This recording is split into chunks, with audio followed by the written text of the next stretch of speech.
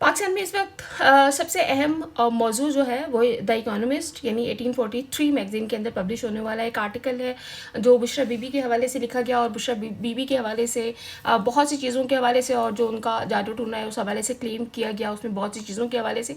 और इससे ज़्यादा हैरत अंगेज़ बात यह है कि उस में जो को ऑथर हैं वो पाकिस्तान के एक बहुत सीनियर जर्नलिस्ट हैं बुशरा तस्कीन साहिबा। अब वो सीनियर जर्नलिस्ट बहुत साल पहले कहाँ थी नो वन नोज़। तो अचानक से एक सीनियर जर्नलिस्ट जो है वो पॉप अप होती हैं और उसके बाद जितना इस आर्टिकल को हाइप दी गई not only on social media but electronic media और इवन हमारे जो न्यूज़पेपर्स हैं उनमें फ्रंट पेज इवन जंग का तो पूरा फ्रंट पेज जो था वो इसी आर्टिकल के हवाले से था।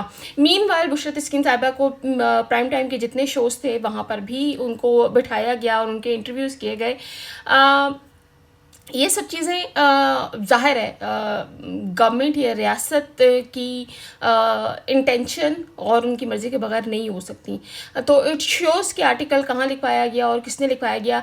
स्टिल इसके बावजूद एक बहुत बड़ा क्वेश्चन मार्क ये है कि द इकोनॉमिस्ट जो है अगर उसने ये आर्टिकल छापा है और उसमें बुशरा बीबी साहिबा की वो तस्वीर वो खातून जो अब बाहिजाब हैं और उन ख़वातीन की उस खातून की वो तस्वीर शाया की गई जो उस वक्त की हैं यानी बेपर्दगी में उनकी तस्वीर हैं। तो इतने बड़े अखबार के अंदर जो है एक वो खातून जो इस वक्त जेल काट रही है और ना वो बात कर सकती है ना वो व्यूज़ दे सकती है, ये तस्वीर शाया करना कौन सा जर्नलिज्म है? It's a big question mark. और हम जब एथिक्स की बात करते हैं हम मीनवाइल इसको अटैच करते हैं शाहजेब खानज़ादा के साथ। शाहजेब खानज़ादा इस वक्त बहुत बुरी तरह बैकलैश फेस कर रहे हैं इद्दत केस के हवाले से जो उन्होंने रिपोर्टिंग की थी उस हवाले से। और शायद लोगों के जज्बात इस हवाले से ज़्यादा सेंसिटाइज्ड हैं लोग क्योंकि ये एक बहुत ही स्टूपिड किस्म का केस था जो बनाया गया था और उस खातून के बारे में जो किसी किस्म का कोई पब्लिक ओहदा जो है वो यहाँ पर ओन नहीं करनी। लेकिन जनाब पूरी कौम बज़िद थी कि हम ये तय करेंगे कि क्या ये शादी के काबिल थी खातून या नहीं थी। पाकिस्तान वैसे भी ज़ॉम्बीज़ का एक मुल्क है जहाँ पर ख़वातीन को हमेशा से जो है वो अपनी प्रॉपर्टी और अथॉरिटी ही माना जाता है। नॉट ओनली हस्बैंड वाइफ या हस्बैंड फादर भाई ही नहीं बल्कि बुशरा बीबी के ख़िलाफ़ तो जितने केसेस पाकिस्तान में जनरेट किए गए इद्दत केस के अकॉर्डिंग और जनरेट करने वाले जितने लोग थे आप उन सबको भी इसी पेट्रियार्की सोसाइटी का एक माइंडसेट समझ सकते हैं जो बज़िद हैं ये तय करने के लिए कि Bushra was not eligible for second marriage और वो उन्होंने जनाब अपनी इद्दत पूरी किए बगैर जो है सेकंड मैरिज कर ली।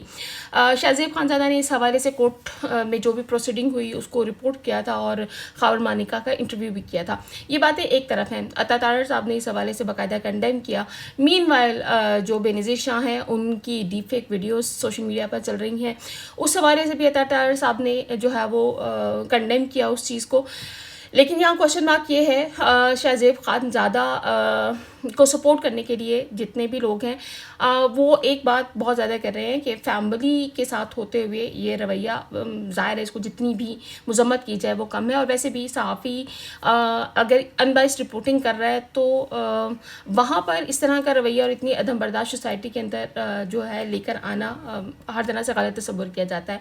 लेकिन मैं यहाँ इसको इस तरह से अटैच करूँगी कि अगर शाहजेब खानज़ादा की मिसेज़ वहाँ मौजूद थी और एवरीवन थिंक्स के उनकी मिसेज़ और फैमिली की मौजूदगी में ये सब करना ये बहुत गलत है तो मेरा क्वेश्चन उन साहिबे जो इल्म लोग हैं उनसे यही है कि यही कंडेम जो आप यहाँ पर कर रहे हैं जिस चीज़ को उसको वहाँ क्यों कंडेम नहीं कर रहे जो इकोनॉमिस्ट ने लिखा। और वो खातून जो इस वक्त जेल में है जो अपना व्यू नहीं दे सकती और वो खातून जो जब से यानी वो पब्लिक फिगर बनी है वो पर्दे में है उन्होंने अपनी अपीयरेंस किसी को शो नहीं की है तो यहाँ आप कंडेम क्यों नहीं करते हैं? इतने हिपोक्रेटिक माइंडसेट और व्यूज़ आप लोग क्यों रखते हैं एक खातून के बारे में? स्पेसिफिकली जब हम जर्नलिज्म और जर्नलिस्ट की बात करते हैं तो ये जर्नलिस्टिक एथिक्स में आता है।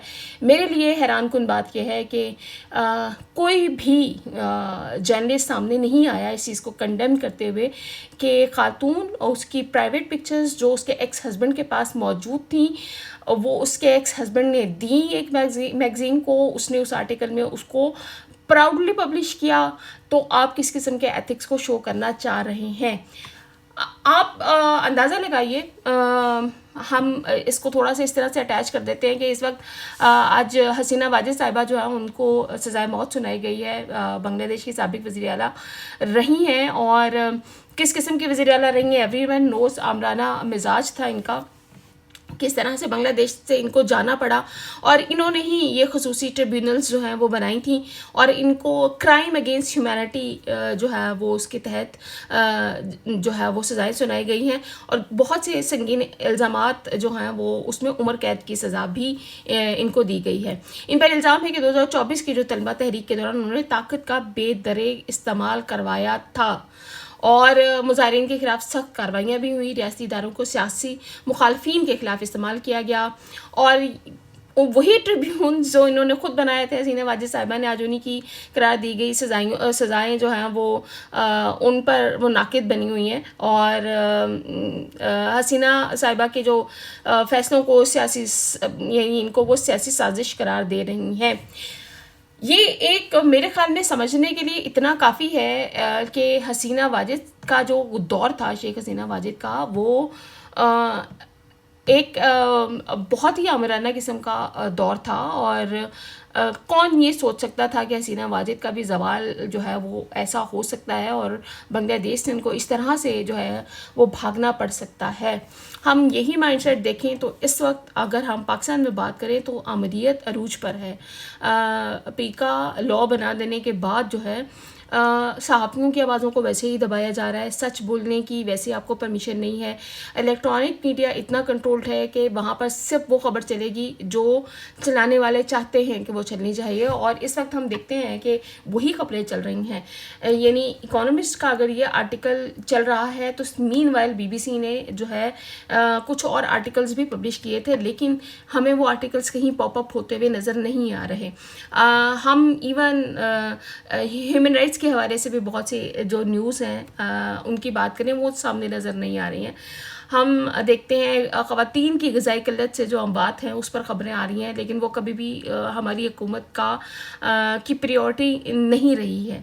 लेकिन मीनवाइल इस वक्त पाकिस्तान में जो टॉपिक्स ज़ेर बहस हैं वो यही हैं कि किस तरह से वो दो शख्सियात जो इस वक्त जेल में हैं, जो सामने आकर पब्लिक व्यू नहीं दे सकती हैं, वो इमरान खान है, वो बुशरा बीबी हैं, और हम उनको किस तरह से डिफेम कर सकते हैं। किरण नाज़ साहिबा ने इस पर एक बड़ा प्रोग्राम किया आज, और किरण नाज़ साहिबा, मुझे अफसोस है कि हमारे मेन स्ट्रीम मीडिया पर बैठी हुई जो भी बड़ी बड़ी एंकर्स हैं या न्यूज़ एंकर्स हैं, उन्होंने रिसर्च टीमें तो रख ली हैं, लेकिन बदकिस्मती से उन रिसर्च टीमों का किया हुआ रिसर्च जो है उसको खुद पढ़ना और ख़ुद से जो है उस पर बात करना या समझना ज़रूरी नहीं समझती हैं।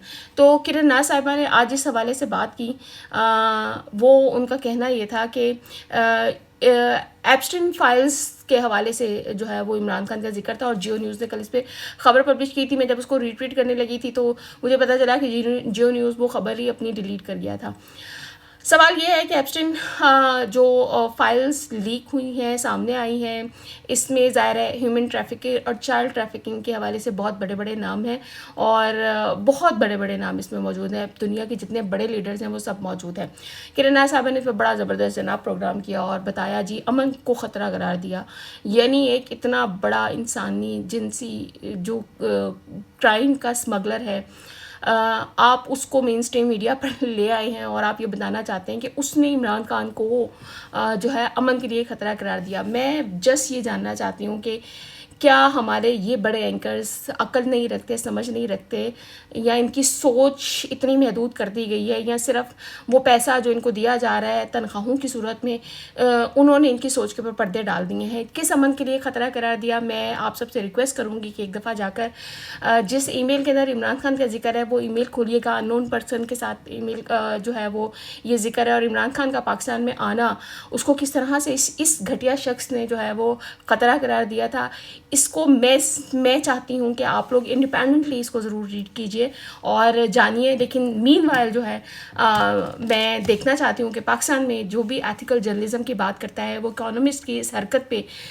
कब जो है कंडेमेशन अपनी सोशल मीडिया के ऊपर पोस्ट करेगा और बताएगा कि ये एथिकल जर्नलिज्म नहीं है। और अगर ये नहीं कर सकते तो इसके बाद इन लोगों को पाकिस्तान में एथिकल जर्नलिज्म पे लेक्चर देने का कोई राइट नहीं है।